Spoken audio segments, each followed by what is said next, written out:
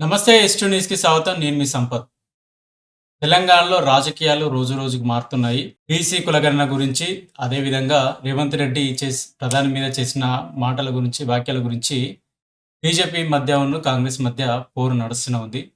ఇలాంటి విషయాలకు సంబంధించి ఆయా దినపత్రికలు ఎలాంటి అంశాలను కవర్ చేశారో చూసే ప్రయత్నం చేద్దాం. ముందు హంస దినపత్రిక. రాహుల్ ఎజెండా అమలే నా బాధ్యత, ఏ క్రమంలోనైనా ఏ పరిమాణాలైనా ఎదుర్కొంటా, కులగణనలోనివి జనం చెప్పిన వివరాలే, ఒక్క తప్పు ఉన్నా చూపించండి, ఎస్సీ వర్గీకరణకు త్వరలో చట్టబద్ధత, ఢిల్లీలో సీఎం రేవంత్ రెడ్డి వెల్లడి, రాహుల్ గాంధీతో భేటీ అంటూ ఒక మెయిన్ వార్తనైతే హంస దినపత్రిక ప్రకటించడం జరిగింది.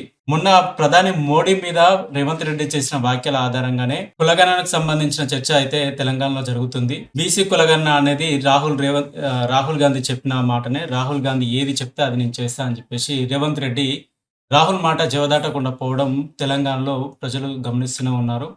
చూడాలి, ఎస్సీ వర్గీకరణకైనా లేకపోతే బీసీ వర్గీకరణకైనా, బీసీ కులగణనకైనా కూడా ఎలాంటి పరిణామాలు చోటు చేసుకోబోతుంది. రైల్వే స్టేషన్లోకి దారేది. సికింద్రాబాద్ రైల్వే స్టేషన్లో ఎటు చూసిన గందరగోళం. ఆధునీకరణ నేపథ్యంలో ప్రవేశాల ద్వారా మూసిపోత, సూచికలు లేక ఇబ్బంది పడుతున్నామన్న ప్రయాణికులు. ఏ ప్రాతిపదికన 42% రిజర్వేషన్లు కల్పిస్తున్నారు? ఎమ్మెల్సీ కల్వకుంట్ల కవిత. బీసీలకు విద్యా ఉద్యోగాలు, స్థానిక సంస్థల 42% రిజర్వేషన్లు అమలు చేసేలా ఒకే బిల్లు పెడతామంటున్న కాంగ్రెస్ ప్రభుత్వం వెనుకబడిన తరగతుల వారికి తీవ్ర అన్యాయం చేస్తుందని ఎమ్మెల్సీ తెలంగాణ జాగృతి వ్యవస్థాపక అధ్యక్షురాలు కల్వకుంట్ల కవిత విమర్శించారు. ప్రభుత్వం ఆ ప్రాతిపదికను వివరించుకొని 3 వేర్వేరు బిల్లులు ప్రవేశపెట్టాలని డిమాండ్ చేశారు. బీసీలకు రిజర్వేషన్ల సాధన కోసం శనివారం ఖమ్మంలో తెలంగాణ జాగృతి ఆధ్వర్యంలో నిర్వహించిన రౌండ్ టేబుల్ సమావేశంలో ఆమె మాట్లాడారు. చూడాలి, బీసీ రిజర్వేషన్లకు సంబంధించి ఎన్ని బిల్లులు పెడతారు అనేది. ఢిల్లీ పరిస్థితి హైదరాబాద్కు రాకూడదు, గ్రీన్ సిటీగా మార్చేందుకు తగిన నిర్ణయాలు ఉప ముఖ్యమంత్రి బట్టి విక్రమార్క. మనందరికీ తెలిసిన విషయమే, ఢిల్లీలో పొల్యూషన్ అనేది ఏ స్థాయిలో ఉందా అనేది. సో దేశంలోనే మళ్ళీ 2వ స్థానంలో హైదరాబాద్ నిలవబోతుంది. సో ఒకవేళ కూడా హైదరాబాద్కి ఇంకేమన్నా వచ్చినట్టయినా, లేకపోతే హైదరాబాద్ను సెకండ్ క్యాపిటల్గా చేస్తా అనే ఆలోచన ఉన్నట్టయితే హైదరాబాద్కి ప్రమాదం పొంచి ఉందని అనుకోవచ్చు. దానికి సంబంధించి దానికి అనుకూలంగానే గ్రీన్ సిటీ దిశగా అడుగులు వేయాలని చెప్పేసి ఉప ముఖ్యమంత్రి బట్టి విక్రమార్క సూచించడం జరిగింది. నేటి నుంచి పెద్దగట్టుగుట్ట జాతర. దురాజపల్లిలోని శ్రీలింగం మంతుల స్వామి దేవాలయం. ఢిల్లీ రైల్వే స్టేషన్లో తొక్కిసలాట, 15 మంది మృతి. కుంభమేళా యాత్రికుల రద్దీతో ఢిల్లీ రైల్వే స్టేషన్ తొక్కిసలాట. ఈ దుర్ఘటనలో 15 మంది ప్రయాణికులు మృతి చెందగా 30 మందికి పైగా గాయపడ్డారు. గడువులోగా ప్రాజెక్టులు పూర్తి చేయాలి, అలసత్వం ప్రదర్శిస్తే కఠిన చర్యలు. సమీక్షలో మంత్రి ఉత్తమ్ హెచ్చరిక. సాగునీటి ప్రాజెక్టులను నిర్దేశిత గడువులోగా పూర్తి చేయాలని రాష్ట్ర నీటిపారుదల శాఖ మంత్రి ఉత్తమ్ కుమార్ రెడ్డి అధికారులకు ఆదేశించారు. పనుల్లో అలసత్వం ప్రదర్శిస్తే సహించేది లేదని హెచ్చరించారు. ప్రధాని మోదీ కులాన్ని రేవంత్ రెడ్డి తప్పు పట్టలేదు. పిసిసి అధ్యక్షుడు మహేష్ కుమార్ గౌడ్. ప్రధాని మోడీ కులం గురించి ముఖ్యమంత్రి రేవంత్ రెడ్డి తప్పుగా మాట్లాడలేదని పిసిసి అధ్యక్షుడు మహేష్ కుమార్ గౌడ్ పేర్కొన్నారు. కులగణన సర్వేల పత్రంలో రాహుల్ గాంధీ ఇంటికి వెళ్తే ఆయనది ఏ కులమో చెప్తారన్నారు. దేశంలో జనగణన కులగణన చేసే దమ్మున్న భాజపాకు ఉందా అని ప్రశ్నించారు. శనివారం గాంధీ భవన్లో ఆయన మాట్లాడారు. గుజరాత్ ప్రభుత్వం 1994లో మోడీ పుట్టిన ఝాన్సీ కులాన్ని బీసీ జాబితాలో చేర్చింది. ఎస్సీ వర్గీకరణలతో మాదిగ సామాజిక వర్గానికి 9.7% రిజర్వేషన్లు. మాదిగ సామాజిక అనుబంధ కులాల్లోని చిన్న చిన్న జాతుల జనాభా అభివృద్ధికి దోహదపడాల్సిన గురుతర బాధ్యత మాదిగ సామాజిక మేధావులదే. వైద్య ఆరోగ్య శాఖ మంత్రి దామోదర రాజనరసింహ. ముగిసిన ఏసీబీ సోదాలు. గచ్చిబౌలి ఏడీఈ అక్రమాస్తులు 100 కోట్ల పైనే. గచ్చిబౌలిలో విద్యుత్ శాఖ ఏడీ సతీష్ కుమార్ రెడ్డి 50,000 లంచం తీసుకుంటూ శుక్రవారం ఏసీబీకి అధికారులకు చిక్కారు. దీంతో నిన్నటి నుంచి ఆయన ఇంట్లో నివాసంలో వివిధ ప్రాంతాల్లో ఏసీబీ అధికారులు సోదాలు నిర్వహించారు. హైదరాబాద్, రంగారెడ్డి, కరీంనగర్ జిల్లాలో సోదాలు నిర్వహించగా 100 కోట్లకు పైనే అక్రమాస్తులు కూడబెట్టారని దర్యాప్తులో తేలింది. ఎస్సీ ఎస్టీ ఉప ప్రణాళిక అమలు చేసిందే కాంగ్రెస్. మంత్రి సీతక్క. ఎస్సీ ఎస్టీ ఉప ప్రణాళిక అమలు చేసిన ఘనత కాంగ్రెస్ ప్రభుత్వానిదేనని మంత్రి సీతక్క అన్నారు. గిరిజనుల ఆరాధ్య దైవం సంత్ సేవాలాల్ మహారాజ్ జయంతి వేడుకల హైదరాబాద్లోని బంజారా భవన్లో శనివారం ఘనంగా నిర్వహించారు. ఇది హంస దినపత్రిక ప్రధాన అంశాలు. ఇక స్వేచ్ఛ విషయానికి వస్తే బ్యానర్ ఐటంగా కొన్ని నెలల క్రితం ఐఎస్ఎస్లో చిక్కుకుపోయిన నాసా వ్యోమగాముల సునీత విలియమ్స్, బుచ్ విల్లియమ్స్ అన్ని సవ్యంగా జరిగితే మార్చి 19న తిరిగి భూమికి బయలుదేరనున్నారు. మహాకుంభమేళా ముగింపు దశకు చేరుకుంది. ఈ మహా స్నానఘట్టం ఫిబ్రవరి 26తో ముగియనుంది. అయితే మరికొన్ని రోజులు పొడిగించాలన్న డిమాండ్లు వస్తున్నాయి. ఐసీసీ ఛాంపియన్ ట్రోఫీ 2025లో పాల్గొనే భారత జట్టు శనివారం దుబాయ్లో అడుగుపెట్టింది. ఈసారి ఎలాగైనా ఛాంపియన్గా నిలవాలని టీమిండియా పట్టుదలతో ఉంది. ఇక ఢిల్లీ రైల్వే స్టేషన్లో భారీ తొక్కిసలాట, 15 మంది మృతి, అనేక మందికి గాయాలు. మృతుల్లో 10 మంది మహిళలు, 3 చిన్నారులు. మహాకుంభకు పోటెత్తిన జనం, ప్రయాణికులతో కిక్కిరిసిపోయిన ప్లాట్ఫారాలు, రైలు ఎక్కే సమయంలో తోపులాట. దేశ రాజధాని నగరంలో న్యూఢిల్లీ రైల్వే స్టేషన్లో శనివారం రాత్రి భారీ తొక్కిసలాట చోటు చేసుకుంది. ఈ ఘటనలో 15 మంది మృతి చెందారు. మృతుల్లో 10 మంది మహిళలు, 3 చిన్నారులు కూడా ఉన్నారు. మరో 10 మందికి తీవ్ర గాయాలయ్యాయి. కుంభమేళకు వెళ్లేందుకు భారీ సంఖ్యలో ప్రయాణికులు శనివారం రాత్రి ఢిల్లీ రైల్వే స్టేషన్కి చేరుకున్నారు. ప్రయాగ్రాజ్ వెళ్లే 2 రైళ్లు ఆలస్యం కావడంతో రాత్రి 10 గంటల సమయంలో ప్లాట్ఫామ్ నెంబర్ 13, 14 వద్ద ప్రయాణికులు కిక్కిరిసిపోయారు. ఈ క్రమంలో ఓ రైలు రావడంతో ఆ రైలు ఎక్కే క్రమంలో తొక్కిసలాట జరిగిందంట. సో ఏది ఏమైనా కూడా మహాకుంభమేళలో లెక్కకు మించని మరణాలు జరుగుతున్నాయి. అది కేంద్ర ప్రభుత్వం దాచిపెట్టే ప్రయత్నం చేస్తుంది.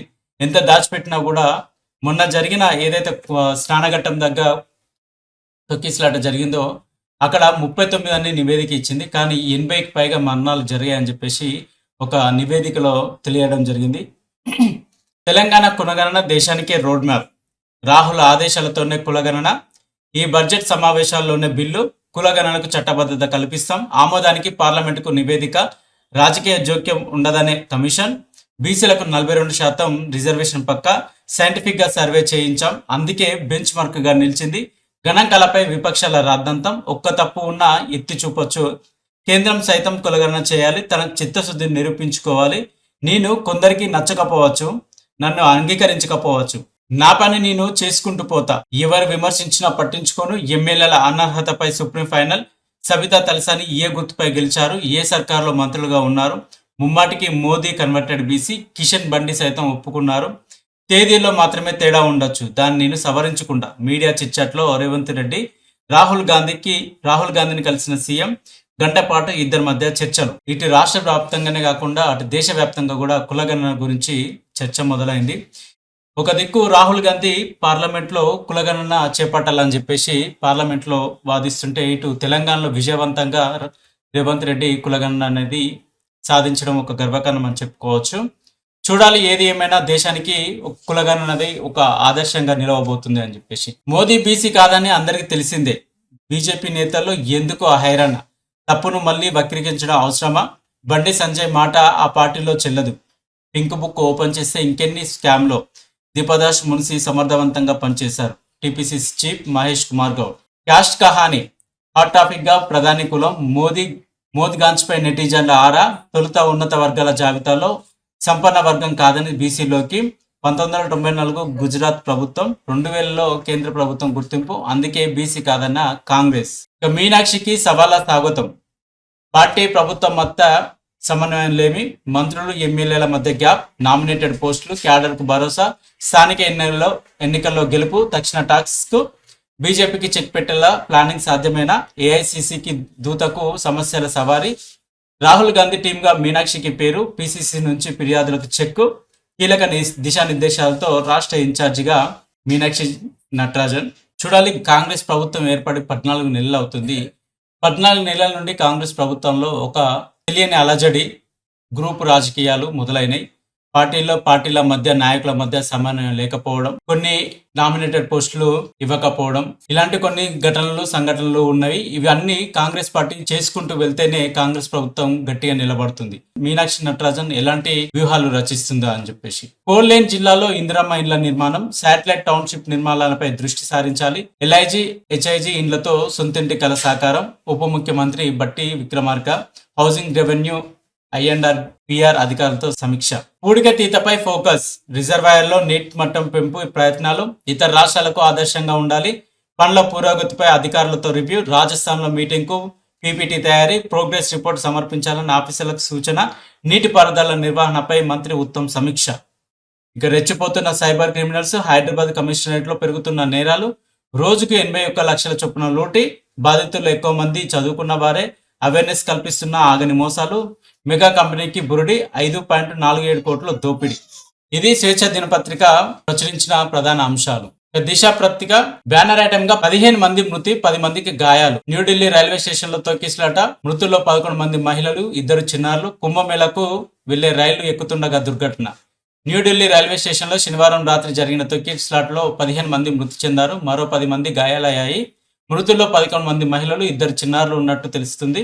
వీరంతా మహాకుంభమేళకు వెళ్లే రైలు ఎక్కేందుకు ప్రయత్నించగా అప్పటికే రైలు స్టేషన్లో 13, 14వ ప్లాట్ఫామ్ వద్ద ఉన్న ప్రయాణికులు ఒక్కసారిగా ఎగబాటుతో తొక్కిసలాట చోటు చేసుకుంది. తుపాకీ నీడలో ఎనిమి ప్రాపర్టీ మాయం. వెలిసిన హైరైజ్డ్ అపార్ట్మెంట్లు, డూప్లెక్స్లు. దశాబ్దాల క్రితమే బేసిక్ ప్రాపర్టీ రిజిస్టర్ గాయబ్. ఫైనాన్షియల్ డిస్ట్రిక్ట్ చుట్టూ ఎనిమి ప్రాపర్టీసే. గ్రేటర్ చుట్టూ 2000 ఎకరాల భూమి. లెక్క తేలితే వాటి విలువ 1000 కోట్లకు పైగానే. కేంద్ర మంత్రి బండి సమీక్షలో తెరపైకి కొత్త చర్చ. నకిలీలతో రిజిస్ట్రేషన్లు పూర్తి, మిగిలింది ఎంత, నిర్మాణాలు ఎన్ని? ఖాళీ జాగా ఉందంటే చాలు పాగా వేసి జమానా వివాదాల్లో ఉన్న భూములైతే బెదిరించి సెటిల్మెంట్ చేసే రోజులు ఇవి. ఇక యజమానులే లేరని తెలిస్తే ఊరుకుంటారా? ఇది 3 దశాబ్దాల నుంచి మొన్నటి వరకు సాగిన అక్రమార్కుల దందా. అందుకే ఎనిమి ప్రాపర్టీస్ ని గద్దాలు ఎత్తుకెళ్లారు, తుపాకీ నీరులో కబ్జా చేశారు, నకిలీ యజమానులతో సంతకాలు చేయించి మరీ రిజిస్ట్రేషన్ డాక్యుమెంట్లు పొందారు. బీ టిన్స్ పై గాంధీ ఫోటో, ఆయన సంతకం సైతం ముద్రణ. రష్యాకు చెందిన రివోర్ట్ కంపెనీ తయారీ, మండిపడుతున్న భారతీయులు. ప్రధాని మోడీ జోక్యం చేసుకుని పుతిన్తో మాట్లాడాలని విజ్ఞప్తులు. బంగారు కిరీటం, కత్తి, 1100 కిలోల వెండి, 1525 ఎకరాల భూమి. తమిళనాడు సర్కార్కు జయలలిత ఆస్తుల అప్పగింత. జప్తు చేసిన వాటి విలువ 913.14 కోట్లు. ప్రస్తుత విలువ 4000 కోట్లు ఉంటుందని అంచనా. మోడీని తక్కువ చేసి మాట్లాడలేదు, ఆయన హోదాను అగౌరవపరచలేదు. బీసీలపై ప్రేమ ఉంటే నిరూపించండి, దేశవ్యాప్తంగా జనగణన చేయించండి. తెలంగాణ కులగణన దేశానికి ఆదర్శం, ఇందులో ఒక తప్పు ఉన్నా చూపించండి. రీసర్వే కాగానే కేబినెట్లో ఆమోదిస్తాం, అసెంబ్లీలో చట్టం చేసి కేంద్రానికి పంపుతాం. రాహుల్ గాంధీతో నాకు గ్యాప్ లేదు, ఆయన సూచన మేరకే అన్ని చేస్తున్నా. త్వరలో తెలంగాణలో 2 భారీ సభలు. మీడియాతో ముఖ్యమంత్రి రేవంత్ రెడ్డి. ఢిల్లీలో రాహుల్తో భేటీ, కులగణనపై చర్చ. నేను ప్రధాని హోదాను తగ్గించి లేదా అగౌరవపరిచి మాట్లాడలేదు, ఆయన లీగల్ కన్వర్టెడ్ బీసీ అని అన్నాను. కాకపోతే ఎప్పుడు బీసీగా మారాలన్న తేదీ, సమయం విషయంలో తేడా ఉండొచ్చు. దీనిపై కేంద్ర మంత్రి కిషన్ రెడ్డి చెప్పిన తేదీని అంగీకరిస్తున్నా. ప్రధానికి నిజంగా బీసీలపై ప్రేమ ఉంటే జనగణనలో కులగణన చేసి చూపించాలి. రాహుల్ గాంధీతో నాకు ఎలాంటి గ్యాప్ లేదు, ఆయన గైడెన్స్తోనే పనిచేస్తున్నా. రాహుల్ ఎజెండాను నెరవేర్చడమే సీఎంగా నా పని అని ముఖ్యమంత్రి రేవంత్ రెడ్డి అన్నారు. శనివారం ఢిల్లీలో రాహుల్తో రేవంత్ రెడ్డి గంటపాటు భేటీ అయ్యారు. తెలంగాణలో చేపట్టిన కులగణన, ఎస్సీ వర్గీకరణ అమలు, రాష్ట్ర పరిస్థితులపై రాహుల్ గాంధీకి వివరించినట్టు తెలిసింది. ఈ సందర్భంగా సీఎం మీడియాతో చిట్చాట్ నిర్వహించారు. ఎలక్షన్ కోడ్ లేని జిల్లాలో ఇందిరమ్మ నిర్మాణాలు. ఔటర్ ట్రిబుల్ ఆర్ చుట్టూ satellite township. LIG, MIG, HIG ఇండ్ల నిర్మాణానికి అనువైన ప్రాంతాలను గుర్తించండి. ప్రభుత్వ ఆఫీసులకు సోలార్ విద్యుత్ ఉండేలా చర్యలు. హౌసింగ్, రెవెన్యూ, ఐఎన్పిఆర్ సమీక్షలో డిప్యూటీ సీఎం భట్టి. రాష్ట్రంలో ఎంఎస్సీ ఎన్నికల కోడ్ లేని ఉమ్మడి మహబూబ్నగర్, ఉమ్మడి రంగారెడ్డి జిల్లాలో ఇందిరమ్మ ఇళ్ల నిర్మాణాలు ప్రారంభించాలని డిప్యూటీ సీఎం భట్టి విక్రమార్క సంబంధిత అధికారులను ఆదేశించారు. శనివారం సెక్రటేరియట్లో 2025-26 బడ్జెట్ ప్రతిపాదికలపై మంత్రిలో పొంగులటి కోమటిరెడ్డితో కలిసి సమీక్ష నిర్వహించారు. ఔటర్ రీజనల్ రింగ్ రోడ్డు చుట్టూ పేద మధ్యతరగతి ప్రజల కోసం శాటిలైట్ టౌన్షిప్ నిర్మాణాలపై దృష్టి సారించాలన్నారు. హైదరాబాద్లో ఎల్ఐజీ, ఎంఐజీ, హెచ్ఐజీ ఇండ్ల నిర్మాణానికి అనువైన ప్రాంతాలను గుర్తించి రెవెన్యూ శాఖకు ప్రతిపాదనలు పంపించి భూ సేకరణ చేసుకోవాలని సూచించారు. గ్రీన్ ఎనర్జీలో భాగంగా అన్ని ప్రభుత్వ కార్యాలయాల్లో సోలార్ విద్యుత్ ఏర్పాటుకు చర్యలు తీసుకోవాలని ఆదేశించారు భట్టి విక్రమార్క. కేసీఆర్ సైన్యాన్ని కట్టడి చేయలేరు, అది ఎవరి తరమో కాదు, ఏ రీజన్ లేకుండానే మా కార్యకర్తలపై కేసులు, అక్రమ కేసులకు తలొగ్గేదే లేదు. కాంగ్రెస్ ప్రభుత్వ వైఫల్యాలను ఎండగడదాం. BRS MLC Kalvakuntla Kavitha. నేటి నుంచి కులగణన రీసర్వే 28వ తేదీ వరకు కొనసాగింపు. గతంలో పాల్గొని 3,56,323 ఫ్యామిలీస్కి ఛాన్స్. 3 పద్ధతుల్లో వివరాల సేకరణ. కొత్తగా టోల్ ఫ్రీ నంబర్. 119 మంది ఇండియన్స్కి వెనక్కి.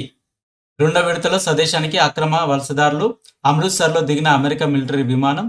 రిసీవ్ చేసుకున్న పంజాబ్ సీఎం భగవంత్ సిమాన్. రిజల్ట్స్ వచ్చేలోపు ఫీజు రియంబర్స్మెంట్ విడుదల చేసేందుకు సర్కారు చర్యలు. పెండింగ్లో 3,000 కోట్లు. కోర్సు కంప్లీట్ అయిన స్టూడెంట్స్కు ముందుగా కాలేజీ యాజమాన్యాలకు సంకేతాలు. 12,000 కిలోమీటర్లు, 25,000 కోట్లు.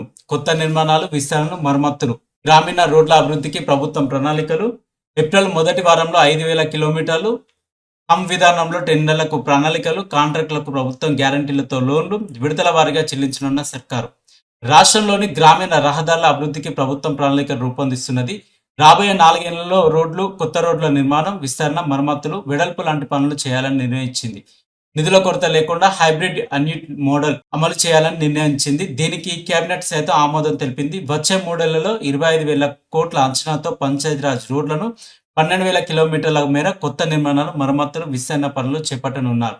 వచ్చే నెల 15 నుంచి హమ్ విధానంలో పనులు చేపట్టేందుకు కసరత్తు చేస్తున్నారు.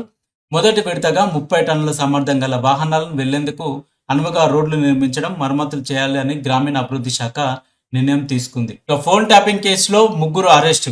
వ్యాపారి చక్రధర్ గౌడ్ను బెదిరించిన కేసులో అరెస్ట్ అయిన వారిలో మాజీ మంత్రి హరీష్ రావు పేషిలోని కీలక వ్యక్తి. 2 ఐడీలతో సిమ్ కార్డులు బెదిరింపులు. చెన్నై టు కోల్కతా 3 గంటల్లోనే అందుబాటులోకి ఈ ఫ్లయింగ్ బోటు. 600తో 1700 కిలోమీటర్ల జర్నీ, గంటకు 500 కిలోమీటర్ల గరిష్ట వేగంతో ప్రయాణం ఆవిష్కరించిన వాటర్ ఫ్లైట్ టెక్నాలజీస్ 2029 నాటికి చెన్నై, సింగపూర్ మధ్య అందుబాటులోకి. ఇక ఇది దిశ పత్రిక ప్రచురించిన ప్రధాన అంశాలు. ఇక వెలుగు పత్రిక విషయానికి వస్తే బ్యానర్ వార్తగా కులగణనలో మిస్ అయిన వాళ్ళ కోసం ఇయాల్టి నుంచే సర్వే. వివరాల నమోదుకు ఈ నెల 28 వరకు ఛాన్సు. 3 పద్ధతుల్లో వివరాలు తీసుకునేందుకు ఏర్పాట్లు. కేసీఆర్, కేటీఆర్, హరీష్ ఈసారైనా సర్వేలో పాల్గొంటారా లేదా అనేది చర్చ. గత సర్వేలో పాల్గొన్న వాళ్ళ కోసం వాళ్ళ సంఖ్య 16 లక్షలు ఉండొచ్చని అంచనా. స్కూల్ ఫీజులు పెంచేస్తున్నారు. కొత్త చట్టం వస్తుందేమోనని కార్పొరేట్ ప్రైవేట్ స్కూల్ మేనేజ్మెంట్ల నిర్వాకం.